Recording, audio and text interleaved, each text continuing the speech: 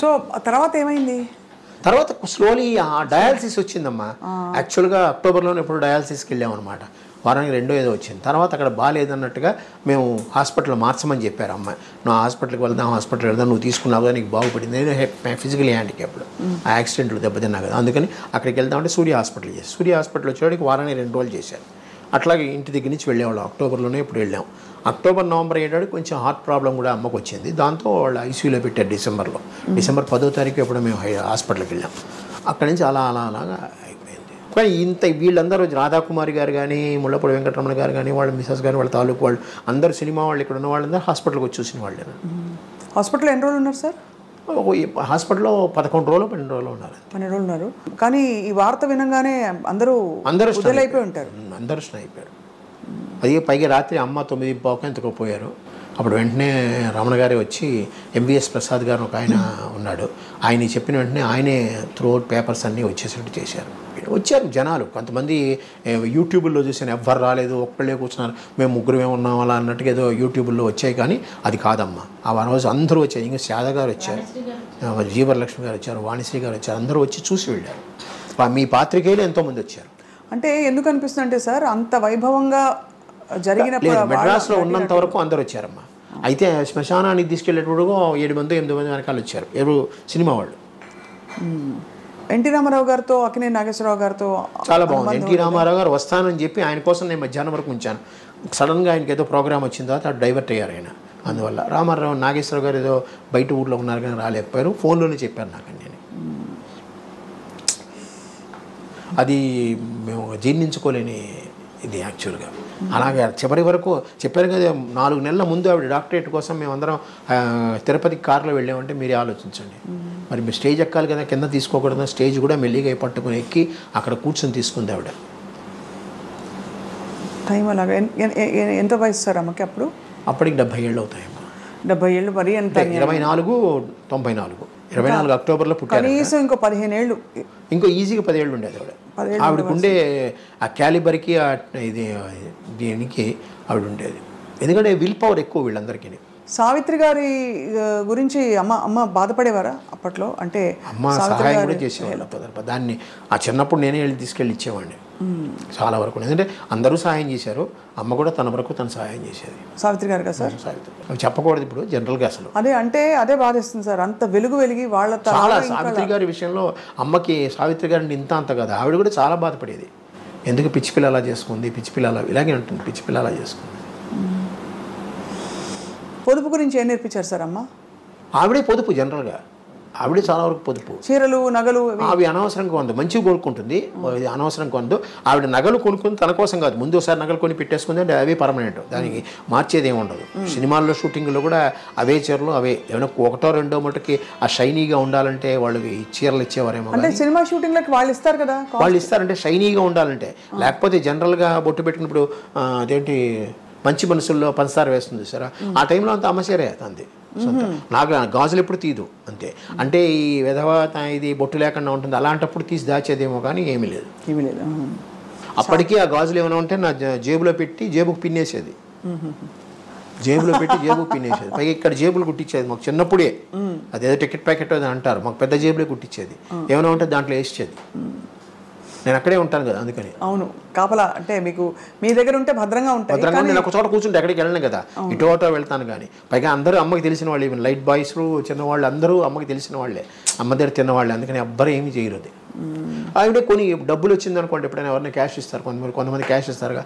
ఆ క్యాష్ పట్టుకుని నల్లి చిన్నస్వామి చెట్టి ఉన్నాడు కదా, నల్లి సిల్క్స్, అక్కడికి వెళ్ళి మామూలు ఆర్డినరీ చీరలు ఉంటాయి చూసారా, అవి తొందరగా కొనేసేది.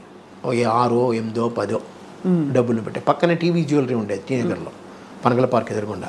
అక్కడ ఈ తాళి బొట్టులు చిన్నవి, చిన్న గొలుసులు, ఉంగరాలు అలాంటివి కొని పెట్టేది. ఎప్పుడైనా ఎవరికైనా పెళ్ళిళ్ళు కావాలంటే అది ఇచ్చేసేది. అలాగే చిన్నపిల్లలకి మన క్యాసరీ స్కూల్లో సాధ్యమంతకు చాలామందికి ఆవిడ ఫీజులు ఆవిడే కట్టేది. ఎవరికైనా చాలామంది పుస్తకాలు కొనడం కానీ ఫీజులు కట్టడం అవి నాకు కూడా అలవాటైంది. పైగా నేను ఆ సాయి ఆర్గనైజేషన్లో ఉందని ఆ ఆర్గనైజేషన్ ద్వారా నేను చేస్తూ ఉంటాను. అడాప్టింగ్ చిల్డ్రన్స్ అంటారు, ఎడ్యుకేషనల్ అడాప్టింగ్ చిల్డ్రన్స్. ఎంత గొప్ప జీవితం సార్. అమ్మగారు చీర ఏమన్నా ఉందా సార్? చాలా కాలం ఇది కట్టింది, ఇప్పుడు లేదు ప్రస్తుతం. ఒకటి కూడా లేదు సార్? అక్కడికి లేదు, చాలా కాలం తనే కట్టేది. అమ్మగారి జ్ఞాపకం అంటేనే సూర్యకాంతం గారి. అసలు మా అమ్మాయి దగ్గర ఉందేమో ఒక చీర కట్ చేసి ఇప్పటికీ ఉందనుకుంటా కదా దాని పాప దగ్గర ఉంది. ఒక చీరని కట్ చేసి రెండు చుడిదార్లు కుట్టించుకుంది. అలా అలా ఉండిపోవాలని. అంటే మా డాక్టర్కి మా మదర్ అంటే చాలా చాలా ఇష్టం. అంటే వీళ్ళిద్దరు చిన్నప్పుడు పుట్టినప్పుడు డైనింగ్ టేబుల్ మీద కూర్చోబెట్టి, కుర్చీలో కూర్చోబెట్టేవారు కాదు, టేబుల్ మీద కూర్చోబెట్టి అన్నం తినిపించేది ఆవిడ. అందుకని మా డాక్టర్కి చాలా బాగా ఇష్టం. ఆ పుస్తకంలో తన వ్యాసం రాసింది, బాగా రాసింది. మామూలుగా అరచేతి నడ్డు పెట్టుకుని సూర్యకాంతిని ఆపద్దు అని అంటారు కదా డైలాగ్. సో నాకు పేరు పెట్టేసుకుని, చూడండి అరచేతి నడ్డు పెట్టుకుని సూర్యకాంతాన్ని ఆపలేరు అని అనుకుంటూ ఉంటాం మా ఆఫీసు. అలాగా ఆవిడ పేరు ఎవరు పెట్టుకోలేదు ఏమిటో తర్వాత సినిమా ఇండస్ట్రీలో. సినిమా ఇండస్ట్రీలో పెట్టుకోవాలి, బయట మా బంధువుల్లో కొంతమంది పెట్టుకో, 2-3 పెట్టుకున్నారు సూర్యకాంత్. ఒరిజినల్ పేరు ఇప్పటికీ ఆ పేరుతోనే ఉన్నారు వాళ్ళు. కాదు, అమ్మగారి పేరు ఒరిజినల్ పేరు సూర్యకాంత్, మార్చుకోలేదు ఏమి. సో పూర్వం సార్ తన చిన్నప్పటి విశేషాలు చెప్పినప్పుడు నాటకాలు అవి రంగస్థల ప్రవేశం అవన్నీ చెప్పేవారు. ఇప్పుడు కాకినాడలో ఆవిడ యంగ్ మెన్స్ హ్యాపీ క్లబ్లోంచి వచ్చారు వీళ్ళు. అంజలిదేవి గారు అవనండి, ఆదినారాయణరావు గారు, ఎస్వి రంగారావు గారు, రావు గోపాలరావు గారు, అమ్మ, ఇంకా ఇద్దరు చాలామంది ఉన్నారు. వాళ్ళందరూ కాకినాడలో ఉండే దంటు కళాక్షేత్రం అని ఉంటుంది, అదే యంగ్ మెన్స్ హ్యాపీ క్లబ్. అందులో వీళ్ళందరూ ఒక విధంగా ఇప్పుడు మీరు ఫిల్మ్ కాలేజెస్ ఏవో ఉన్నాయి కదా, ఫిల్మ్ ఇన్స్టిట్యూట్స్, కంపేర్ చేస్తే అది ఒక పెద్ద నాటక రంగం. అక్కడ ప్రొడక్షన్ స్టార్ట్ అయ్యి వచ్చింది, అక్కడ నేర్చుకున్న వాళ్ళు వీళ్ళందరూ. ఆ పేరుకి ఇప్పటికీ నేను కాకినాడ చేస్తే అక్కడే చేయాలని కోరిక నాకు. ఎందుకంటే ఆ ఏరియాలో ఉంది, ఇంకా ప్రస్తుతం ఉంది, అది స్టిల్ ఇట్ ఇస్ రన్నింగ్. వాళ్ళకి ఒక మినీ థియేటర్లా ఉంటుందన్నమాట లోపల, నాటక రంగం, ఎయిర్ కండిషనే బాగుంటుంది. అక్కడే చేయాలన్న కోరిక. ఆయన ఒప్పుకుంటే, దంటు భాస్కర్రావు గారు ఉన్నారు, వాళ్ళ మనవడు అనమాట, ఆయన వస్తే అక్కడే చేయాలని కోరిక. చూద్దాం, అక్టోబర్లో అనుకుంటున్నాం. తప్పకుండా జరగాలి మంచి కార్యక్రమాలు. అలాగే మనకి ఈయన చేయొద్దన్నారు ఎవరు, మురళీమోహన్ గారు, మెడ్రాస్లో చేయొద్దు, సినిమా పరిశ్రమ హైదరాబాద్లో ఉన్నప్పుడు హైదరాబాద్లో చేయాలన్నారు. నేను ఒకటి అన్నాను, ఇక్కడ వెంకయ్య నాయుడు గారిని పిలిచానండి, 2 జడ్జీలను పిలిచాను, పెద్ద పెద్ద వాళ్ళందరినీ పిలిచాను, పైగా అమ్మ కెరీర్ ఇక్కడే డెవలప్ అయింది. నా ఎక్స్ప్లెనేషన్ నేను ఇచ్చుకున్నాను ఆయనతో, కానీ ఆయన అక్కడే చేయాలని పట్టుబట్టారు. కానీ కుదరలేదు, నాకు ఇక్కడే స్టార్ట్ చేశాను, ఇక్కడే ఎండ్ చేశాను. ఆయన అన్నాడు ఫినిషింగ్ కావాలంటే నెక్స్ట్ అక్టోబర్లో హైదరాబాద్లో చేద్దామని అన్నారు. ఆ మాట ఆయన అన్నారు. చూద్దాం, దేవుడి దయ వల్ల, అమ్మ దయ వల్ల అయితే కొనసాగిస్తున్నారు కదా సార్, అంత మంచి మనసుతో అన్నీ అమృతాయి చక్కగా జరుగుతాయి. అన్ని అమ్మ ఆశీర్వాదం ఉంటే ఖచ్చితంగా హైదరాబాద్లో కూడా చేస్తాను, అది మురళీమోహన్ గారి సహాయంతో ఖచ్చితంగా. ఇప్పుడు అయితే మొత్తం ఫైనల్ ఈ అమ్మగారు నటించిన సూర్యకాంతం గారి సినిమాలంటే నాకు గుండమ్మ కథ నా ఫేవరెట్. మీ ఫేవరెట్ ఏంటి సార్? మా ఫేవరెట్ ఏంటి, అన్ని ఫేవరెట్లేనమ్మా. దానికి అమ్మది యాక్ట్, నాకు శ్రీమంతుడు నాకు నచ్చింది. ఎందుకంటే చాలా ఎక్కువ శ్రీమంతుడు, ఆత్మీయులు ఈ రెండు. ఎందుకంటే ఎక్కువ సేపు నేను ఆ సినిమాలకు వెళ్ళాను నేను. తర్వాత మూగ మనసులు ఒకటి, ఈవెన్ అవుట్డోర్ కూడా వెళ్ళాను గోదావరి దీంట్లో. అందువల్ల కొన్ని డైలాగ్ అలా గుర్తుండిపోతాయి అన్నట్టు. ఇవి మహంకాళి ఆత్మీయుల్లో ఓ డైలాగ్ చెప్పరా సార్? శ్రీమంతుల్లోనూ ఆవిడంతే. డైలాగులు గుర్తులేవు, అప్పుడు మర్చిపోయాను పూర్తిగా. 73 ఏళ్ళు అమ్మ నాది వయసు, మర్చిపోతున్నా చాలా వరకు, పేర్లే మర్చిపోయాను. నేను ఆయనతో మాట్లాడుతూ పేర్లు మర్చిపోయాను. అయితే ఆత్మీయుల్లో బాగుంది. ఆవిడ లాస్ట్లో శ్రీమంతుల్లో పిచ్చెక్కిపోతుంది ఆవిడ. నిజంగా ఆవిడకి ఈ కాలంలో అయితే మేము డెమెన్షియా వచ్చేస్తుంది అంటాం మేము ఖచ్చితంగా. ఆవిడ కాసులు పోసేసుకునేది, డబ్బులు అలా పోసుకుని పిచ్చి పెట్టేసేది. ఆవిడని అరెస్ట్ చేసి తీసుకెళ్ళిపోతారు అనమాట. మరి ఎవరు చేస్తారు? అది actually it is a male character. పంతం బట్టి ఆ రాధాకృష్ణ గారు నువ్వే చేయాలన్నట్టుగా కూర్చున్నారు. డైరెక్టర్లకు అంత నమ్మకం. సూర్యకాంతం గారు, మరోవైపు ఎస్వి రంగారావు గారు, ఆయన అంటే సినిమా హీరోయిన్ కాని వాళ్ళు. అంటే మీకు నమ్మకం ఉందో లేదో కానీ వీళ్ళందరూకి పునర్జన్మ లేదని నా ఉద్దేశం. కారణ జన్మలు సినీ ఫీల్డ్లో, ముఖ్యంగా మన తెలుగు సినీ ఫీల్డ్లో కొంతమంది హాస్య నటులు కూడా ఉన్నారు. వాళ్ళందరూ కారణ జన్మలు, వాళ్ళకి ఈక్వల్ ఎవరు రారు. కానీ మనకే బాగున్నారు నిజంగా. యాక్టర్లు అందరూ కృష్ణుడిగా వేస్తే ఈయన, తాగుబోతుగా వేస్తే ప్రేమ దీనికి వేయాలి ఆయన.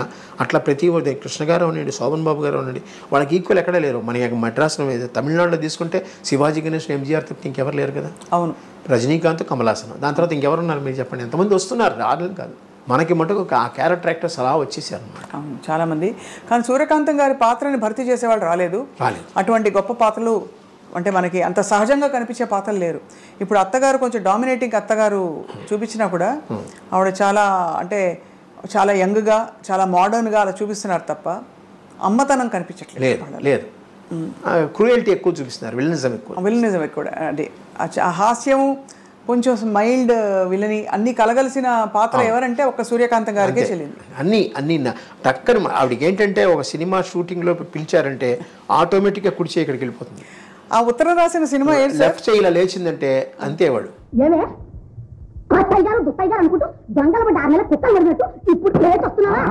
ఈ రెండు ఆ ముక్కు తిప్పడం కానీ కళ్ళు తిప్పడం కానీ మాట విరుపు కానీ అవన్నీ టకటకటక వచ్చేస్తాయి ఆవిడకి.